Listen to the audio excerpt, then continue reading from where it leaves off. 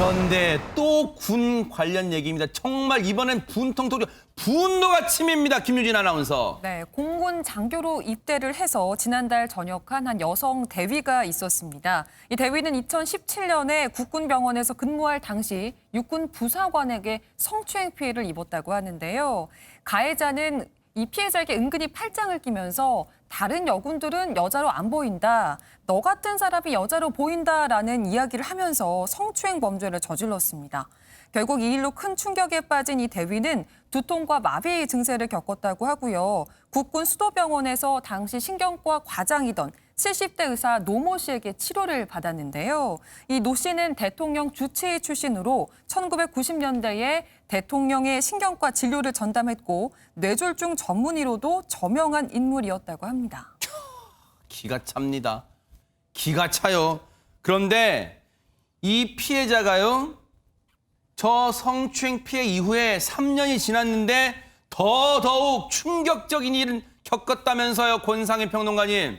이 노모 씨가 과연 의사가 맞나라는 생각이 드는데 3년 뒤에 국군 수도병원을 찾았다가 의사 이 노모 씨를 다시 만나게 된 겁니다. 이 전 공군 대위에게 부사관 일 잘 해결됐느냐라면서 이 성추행 사건을 다시 한번 거론을 해요. 여기 이제 조언을 해주고 싶다라면서 식사 자리를 제안을 한 건데 이 지금 공군 대위가 의심하지 않았던 것이 편안하게 말도 해주고 또 나이도 70대이니까 아무래도 할아버지 뻘이죠. 그리고 본인 상태가 상당히 심각하다고 생각을 했었는데 괜찮으니 다 스트레스 때문이다 이렇게 말을 해주니까 안도감도 들었다고 합니다. 이렇게 해서 두 사람이 며칠 뒤에 함께 식사를 했고요. 만취한 노모 씨가 식당에서 나온 뒤에 돌변을 하게 된 거죠. 전 공군 대위를 근처 자신의 집안으로 끌고 들어가서 성폭행을 시도하게 된 겁니다. 간신히 집 밖으로 달아난 전 공군 대위, 이 외상 후 스트레스 장애, 또 해리성 기억 상실증, 마비 등 증상을 겪다가 일주일 만에 이 노모 씨를 부대에 신고하게 됐습니다. 두 차례나 이런 성 관련 피해를 입은 전 공군 대위. 대체 어디에 도움을 요청할 수 있었을까요? 김유진 아나운서. 네, 이렇게 잇따른 성폭력 피해를 입은 대위는 외상 후 스트레스 장애와 해리성 기억 상실증에 시달리게 됩니다. 결국 이 국방 헬프콜에 전화를 걸어서 도움을 요청을 하게 되는데요. 이 대위가 상담사에게 극단적인 선택을 할 것 같다 이렇게 호소를 했는데 돌아온 답변은 정말 믿기지도 않지만 지정된 상담관이 지금 퇴근을 했으니까 내일 다시 전화하라 였습니다. 그러자 이 대위가 지금 내가 죽고 싶은 심정인데 내일까지 기다려서 전화를 하라는 거냐? 이렇게 물어보니까 이 상담관이 그럼 내가 어떤 도움을 드려야 하냐? 이렇게 반문했다는 겁니다. 이 말을 들은 대위가 그럼 알아서 다들 자기 힘으로 살아야 하느냐? 이렇게 물었습니다. 그러니까 이 상담관 어떻게 대답했을까요? 도움을 받기도 하지만 대부분 자기가 선택하고 결정하고 하는 거다. 지금 극단적인 선택에 기로해서 도움을 청하는 사람에게 무책임한 태도로 지금 일관을 하고 있는 그런 상황이었는데요. 급기야 이 대위가 그럼 내가 죽고 싶으면 죽어도 되느냐 그냥 이렇게 물어보니까 본인은 어떻게 생각하세요? 상담감이 어떻게 하라고 하면 그렇게 그대로 따를 겁니까? 그동안 상담했던 상담관하고 내일 통화하는 게 바람직하겠습니다. 라면서 끝까지 책임을 회피하는 모습을 보였습니다. 기가 찹니다. 이런 자질을 갖고 있는 사람이 이것도 성폭력 피해, 뭐라고 해? 헬프콜? 국방 헬프콜? 말 그대로 도움을 주는 전화잖아요. 도움을 주겠다는 전화잖아요. 그런데 상담사가 이런 사고방식을 갖고 있어요. 이러면서 상담사랍니까? 오윤성 교수님. 글쎄요. 겉으로는 상당히 이제 번지르하면서 실제 내부적으로는 어떤 식으로 이루어지고 있는가를 아주 적나라하게 보여주는 건데 저렇게 대화가 이렇게 나온 것은 아마 이 피해자가 그걸 녹음을 해놓은 것 같아요. 그래서 앞으로 국방 헬프콜하고 가로 열고 일과 시간에만 해서 가로를 닫고 이렇게 하시는 게 훨씬 더 합리적일 것 같아요. 원래 극단적 선택을 하겠다라고 얘기를 하면 그것은 24시간 생명의 전화 같은 경우는 대기를 하는 것이거든요. 그리고 지금 이제 이 상담관이 얘기를 하는 것을 보게 되면 그냥 마지못해 귀찮아서 나는 담당이 아니니까 담당 내일 출근할 때까지 기다려라 이런 얘기 같은데 제가 볼 때는 저 통화를 마친 이 공군 대위 같은 경우가 자기가 몸을 담고 있는 이 조직으로부터 버림을 받았다라고 하는 사실 저 버림 받는다라고 하는 저 어떤 느낌이 굉장히 위험하거든요. 그래서 공군 내의 성추행과 회유 협박 등으로 인해서 극단적 선택을 했던 그 고 이중사의 그 사례까지 머리에 떠올랐다라고 얘기를 하니까 제가 볼 때는요, 이건 뭔가 시스템을 바꾸고 겉으로 이렇게 우리는 이렇게 한다라고 이렇게 홍보만 할 것이 아니라 내부적으로 과연 어떤 식으로 움직이고 있는가에 대해서 전반적인 시스템을 다시 한번 점검해 볼 아주 중요한 시점에 도달했다. 이렇게 저는 봅니다. 기가 찹니다. 기가 차. 성폭력 피해를 당했어요. 그래서 도움을 달라는 사람한테 지금 우리 업무 끝났으니까 내일 전화하세요. 이게 대한민국에서 지금 벌어지고 있는 현실입니다. 여러분 믿겨지십니까? 국방 헬프콜?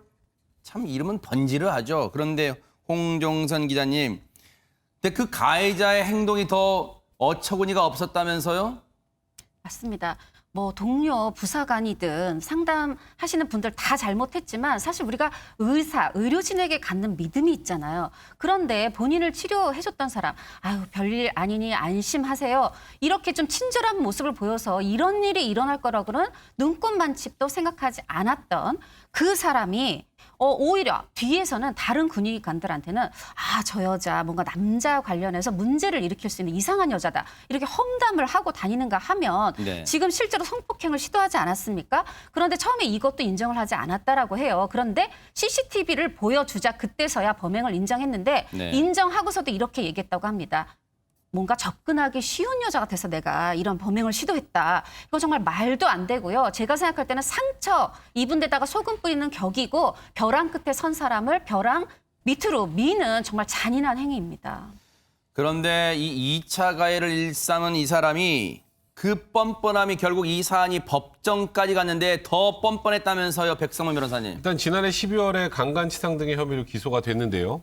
일단 여기 치상, 그러니까 상해 부분이 뭐냐면 지금 이 피해자분께서 뭐 아까 해리슨 인격장애부터 막 여러 가지 정신적 질환을 앓게 됐다라고 했잖아요. 그 정신적 상해를 상해로 본 겁니다. 그러니까 이 지금 노 씨 뭐라 그랬냐?